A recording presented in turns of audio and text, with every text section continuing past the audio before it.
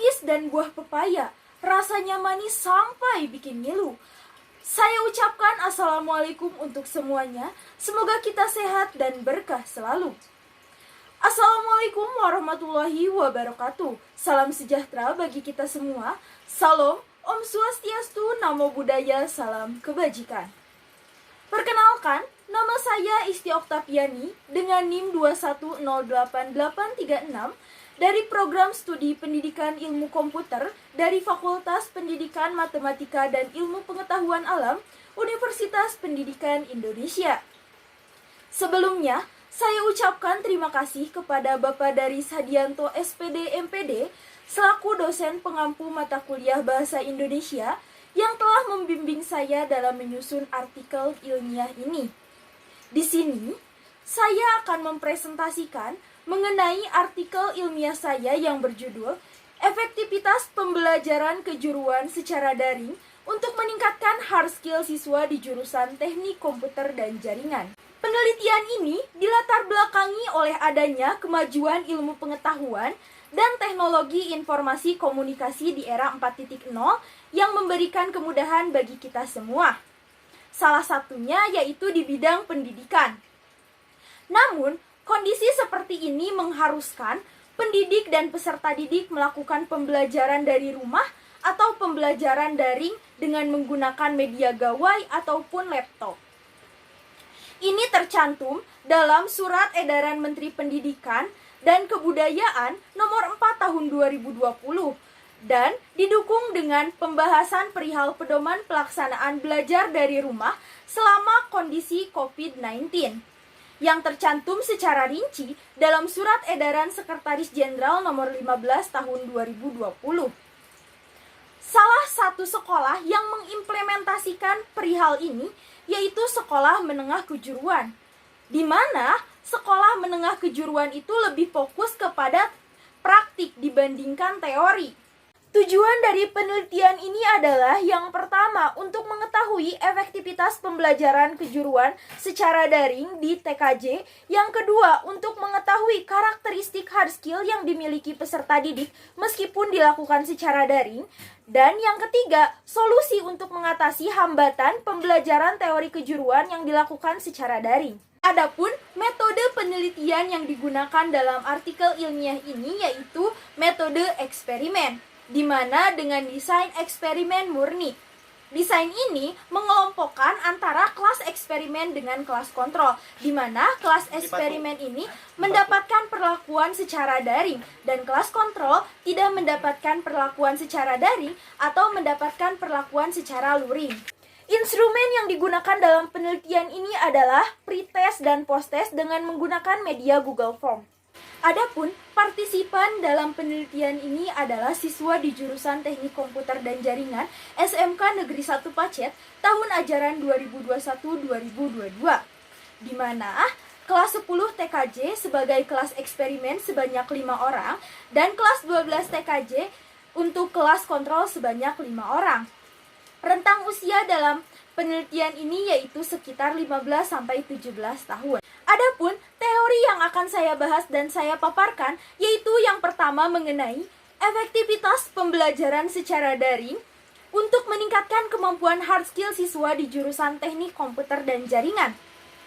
Bisa kita lihat dari data diagram di atas mengenai kelas eksperimen tentang efektivitas pembelajaran kejuruan secara daring. Dari hasil data diagram di atas menunjukkan bahwa 83% siswa menjawab bahwa pembelajaran secara daring itu tidak efektif dan 12 siswa menjawab bahwa pembelajaran secara daring itu efektif. Artinya pembelajaran secara daring ini menurut kelompok eksperimen sebelum dilakukan treatment itu belum efektif.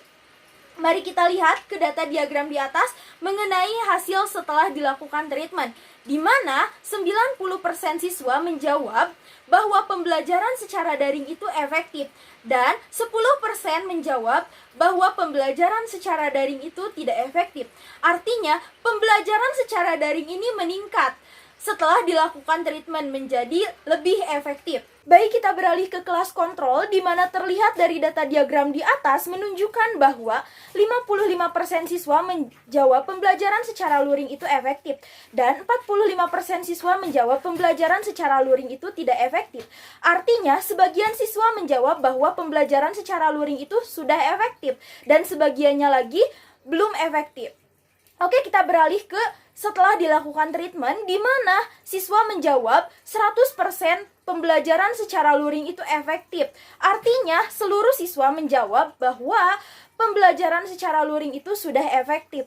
Selanjutnya, kita beralih ke data siswa yang menguasai pembelajaran teori kejuruan secara daring, yaitu kelas eksperimen sebelum dilakukan treatment, di mana dari data diagram di atas menunjukkan bahwa 55% siswa menjawab telah menguasai pembelajaran yang diajarkan secara daring, dan 45% siswa menjawab belum menguasai pembelajaran yang diajarkan secara daring. Artinya, masih banyak siswa yang belum menguasai pembelajaran yang diajarkan secara daring. Selanjutnya, kita beralih ke setelah dilakukan treatment, di mana dari data diagram di atas itu menunjukkan bahwa 90% siswa menjawab telah menguasai pembelajaran yang diajarkan secara daring, dan 10% siswa menjawab belum menguasai pembelajaran kejuruan yang diajarkan secara daring. Artinya, kebanyakan siswa telah menguasai pembelajaran kejuruan yang diajarkan secara daring setelah dilakukan treatment.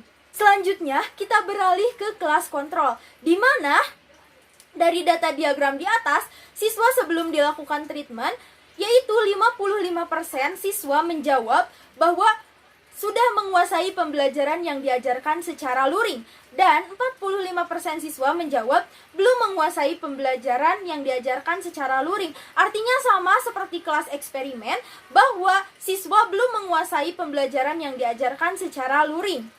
Selanjutnya, kita beralih ke setelah dilakukan treatment di kelas kontrol, di mana dari data diagram di atas menunjukkan bahwa 100% siswa menjawab telah menguasai pembelajaran secara luring. Artinya, seluruh siswa telah menguasai pembelajaran yang diajarkan secara luring setelah dilakukan treatment. Berdasarkan hasil pretest dan posttest di atas menunjukkan bahwa pembelajaran secara daring itu kurang efektif dibandingkan dengan pembelajaran secara luring. Baiklah, sekarang kita beralih ke poin yang kedua, yaitu karakteristik untuk meningkatkan hard skill meskipun dilakukan secara daring. Di mana dari data diagram di atas menunjukkan bahwa 30% siswa itu memiliki kualitas hard skill di bidang perakitan komputer. 20% siswa memiliki hard skill di bidang jaringan. 20% siswa memiliki hard skill di bidang perakitan kabel cross dan strike. 15% siswa memiliki kualitas hard skill di bidang pemrograman, dan 20% siswa itu tidak memiliki hard skill. Artinya, masih ada siswa yang belum memiliki hard skill meskipun angkanya sedikit di pembelajaran kejuruan yang dilakukan secara daring.